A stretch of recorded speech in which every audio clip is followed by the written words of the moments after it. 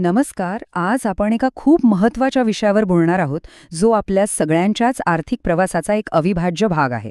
म्हणजे आपल्या कष्टाचे पैसे ते गुंतवायचे कुठे? म्युच्युअल फंडमध्ये की फिक्स्ड डिपॉझिटमध्ये? हा प्रश्न पडतोच. चला तर या आर्थिक रोडमॅपवर आपण एकत्र मिळून एक योग्य मार्ग शोधूया. आणि हाच तो मूळ प्रश्न आहे, नाही का?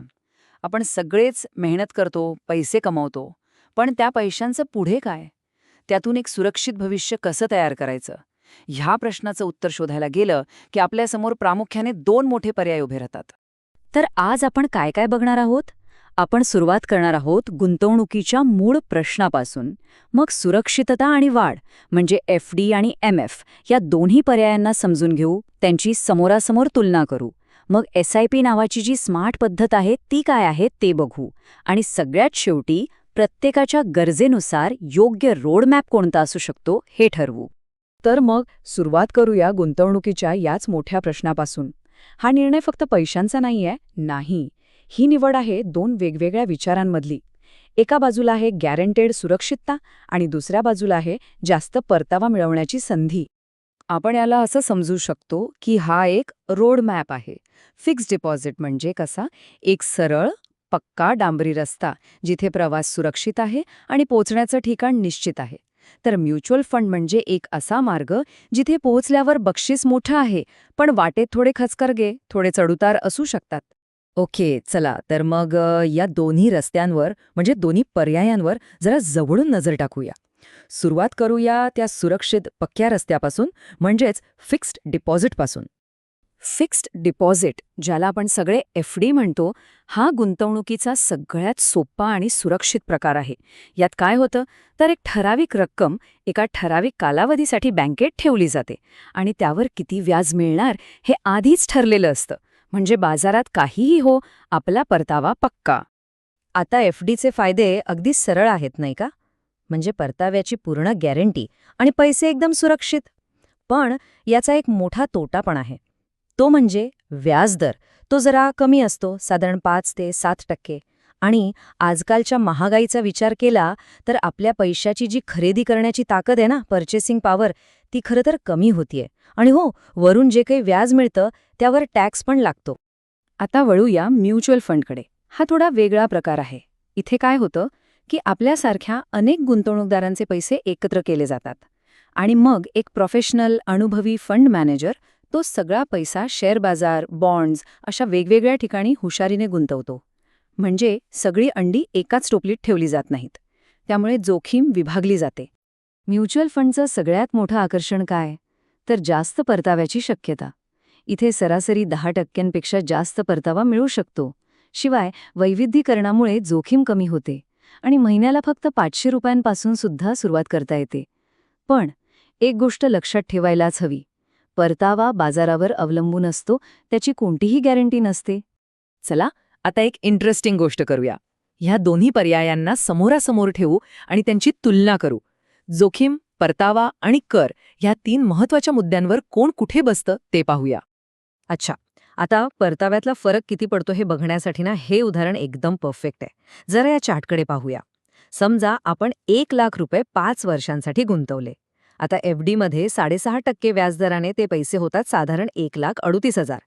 पण जर तेच पैसे म्युच्युअल फंडमध्ये गुंतवले आणि त्यावर सरासरी 12% परतावा मिळाला, तर तीच रक्कम थेट 1,76,000च्याही पुढे जाते.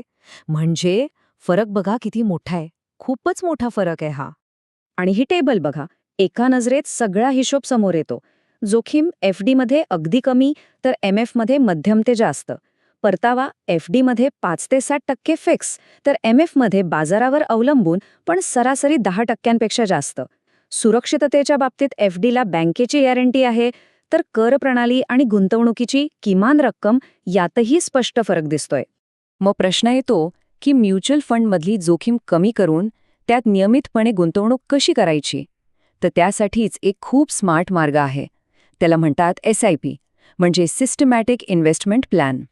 SIP म्हणजे काय? सोप्या भाषेत सांगायचं तर ही एक शिस्तबद्ध गुंतवणुकीची सवय आहे. या दर महिन्याला एक ठरलेली रक्कम आपल्या बँक खात्यातून थेट निवडलेल्या म्युच्युअल फंडमध्ये जाते. अगदी नियमितपणे. आणि हीच सवय पुढे जाऊन खूप मोठा फायदा देते. याची प्रक्रिया तर अगदी सोपी आहे. फक्त एक फंड निवडायचा, रक्कम ठरवायची आणि ऑटो डेबिट लावून द्यायचं. बस, दर महिन्याला पैसे आपोआप गुंतवले जातात. पण SIPची खरी जादू आहे ना, ती 2 खूप पॉवरफुल तत्वांमध्ये दडलेली आहे. यातलं पहिलं तत्व म्हणजे रुपया कॉस्ट ॲव्हरेजिंग. हे खूपच भारी आहे. बघा, जेव्हा बाजार वर गेलेला असतो म्हणजे महाग असतो, तेव्हा आपल्या ठरलेल्या रकमेत कमी युनिट्स मिळतात. पण जेव्हा बाजार खाली आलेला असतो म्हणजे स्वस्त असतो, तेव्हा त्याच रकमेत जास्त युनिट्स मिळतात. यामुळे काय होतं की दीर्घकाळात आपली खरेदीची सरासरी किंमत कमी होते, म्हणजे आपण हुशारीने गुंतवणूक करतो. आणि SIPची दुसरी महाशक्ती आहे चक्रवाढ व्याज किंवा पॉवर ऑफ कंपाऊंडिंग.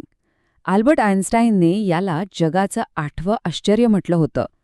याचा अर्थ काय? तर आपण गुंतवलेल्या पैशांवर तर व्याज मिळतंच, पण त्या व्याजावर सुद्धा पुन्हा व्याज मिळायला लागतं आणि यामुळे संपत्ती अक्षरशः वेगाने वाढते. सगळ्यात महत्त्वाचा मुद्दा हा आहे की आता गुंतवणूक करणं अजिबात अवघड राहिलेलं नाही. काही छोटी SIP योजना तर अशा आहेत की जिथे महिन्याला फक्त 250 रुपयांपासून सुद्धा सुरुवात करता येते. म्हणजे गुंतवणुकीचा दरवाजा आता खऱ्या अर्थानं सगळ्यांसाठी उघडला आहे. तर आतापर्यंत आपण FD आणि म्युच्युअल फंड या दोन्ही पर्यायांबद्दल बरीच माहिती घेतली. चला तर मग या सगळ्या माहितीच्या आधारावर आता प्रत्येकाच्या आर्थिक प्रवासासाठी योग्य रोडमॅप कोणता असू शकतो यावर बोलूया. तर मग नक्की मार्ग निवडायचा कुठला? हा निर्णय घेण्यासाठी ना काही गोष्टींचा विचार करावा लागेल. म्हणजे एखाद्या व्यक्तीसाठी सुरक्षितता सगळ्यात महत्त्वाची आहे का? किंवा ध्येय ही जवळची म्हणजे शॉर्ट टर्म आहेत का? असं असेल तर मग FD हाच योग्य पर्याय ठरतो. पण जर ध्येय लांबच्या पल्ल्याचं असेल म्हणजे भरपूर संपत्ती निर्माण करायची असेल आणि त्यासाठी थोडीशी मार्केटची जोखीम घ्यायची तयारी असेल तर मग उत्तर अगदी स्पष्ट आहे.